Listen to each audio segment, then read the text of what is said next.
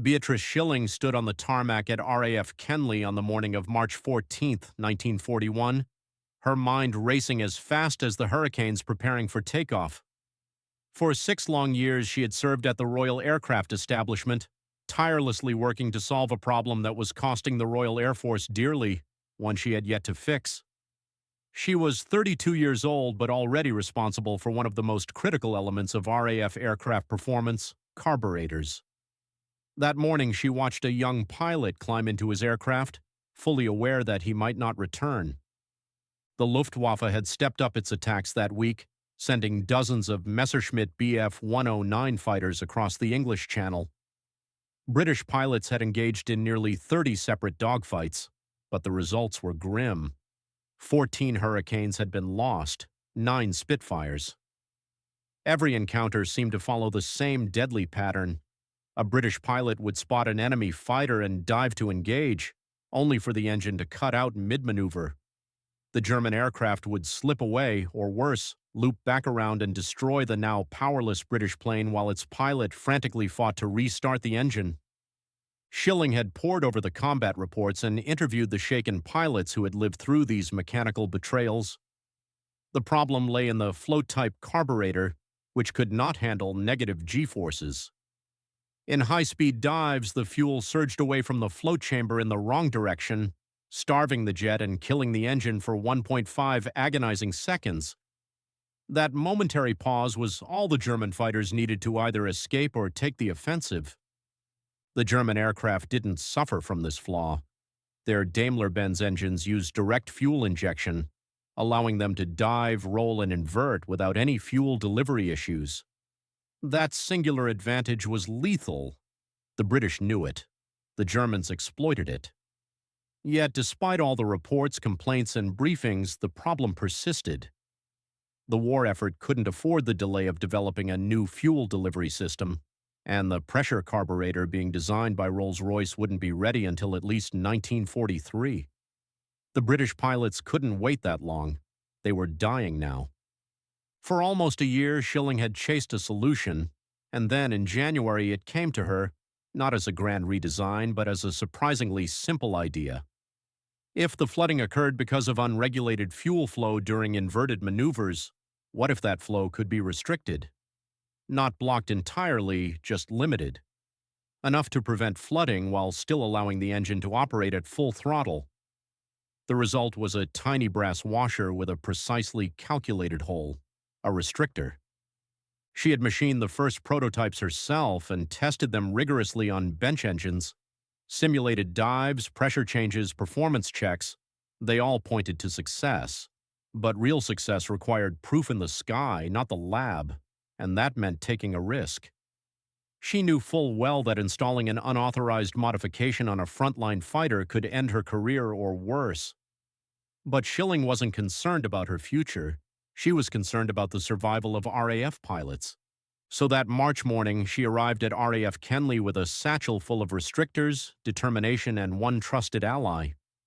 Sergeant William Cooper, an experienced ground crewman, agreed to help. He'd seen too many pilots lost to engine failures and didn't hesitate when Shilling showed him the small brass washer. He installed the first restrictor into the fuel line of Squadron Leader Davies' Hurricane.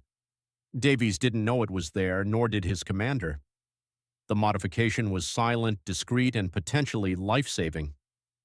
Shilling waited anxiously as Davies and his section took to the sky. The radio remained silent for an hour. She feared the worst, but at last, a crackling voice confirmed 3 Hurricanes returning, no losses. Davies landed safely and stepped out of his aircraft grinning. That in itself was rare. He told Shilling that the engine had never run better, even during a full-power dive on 2 Messerschmitts over Dungeness. The restrictor had worked. Davies, thrilled by the performance, demanded the restrictor be installed in every Hurricane on the base. Shilling reminded him it wasn't authorized. Davies didn't care. Pilots were dying, and they now had something that could keep them alive. That day, 4 more aircraft received the modification. In the next 3 days, 5 Hurricanes flew with the restrictor in place. 12 diving attacks were successfully carried out with 0 engine failures. Word spread fast. Squadron commanders heard about Miss Shilling's Orifice, a crude but memorable nickname born from RAF humor. Within a week, Shilling received 14 phone calls from bases across the country requesting the modification. She couldn't keep up on her own. She needed official support. The Air Ministry responded swiftly. The modification was deemed a war-winning advancement. Rolls Royce was given the contract to produce the restrictors at scale, 500 units per week.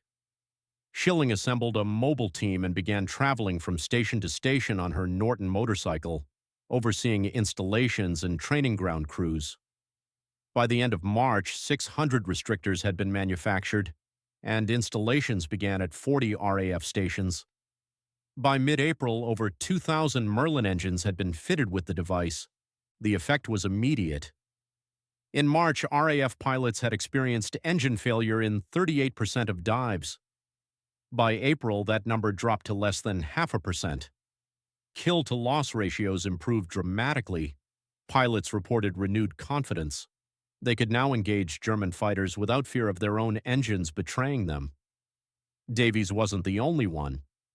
Flight Lieutenant Robert Stanford Tuck credited the restrictor for allowing him to score 5 victories in 2 months. Even as the pressure carburetor project continued, the restrictor remained vital.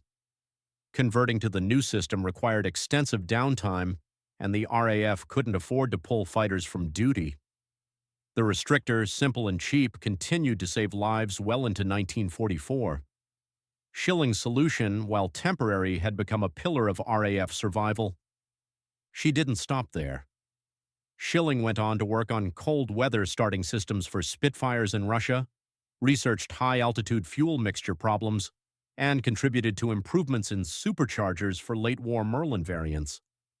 Her expertise extended even to designing braking systems for wet runways and helping with the aerodynamics of a bobsled used by the RAF Olympic team. She kept working quietly, never seeking fame. When the war ended, she received recognition in the form of an OBE from King George VI.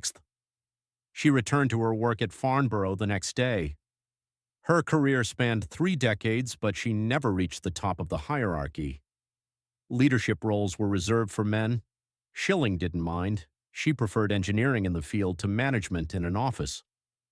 In 1969, she retired after 33 years of service. She spent her final years restoring vintage motorcycles, racing when she could, and riding the same Norton that had taught her the mechanics of engines at age 14. She passed away on November 18, 1990, at the age of 81. Her legacy lived on in unexpected ways. A pub was named after her. Museums displayed her medals and restrictors. Engineering schools taught her story as a lesson in elegant, practical problem-solving under pressure. The brass washer, Miss Shilling's Orifice, was more than a mechanical fix.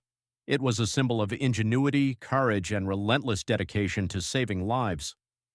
Through her work, Beatrice Shilling helped tip the balance in the skies over Britain, giving pilots the chance to fight, to win, and to come home.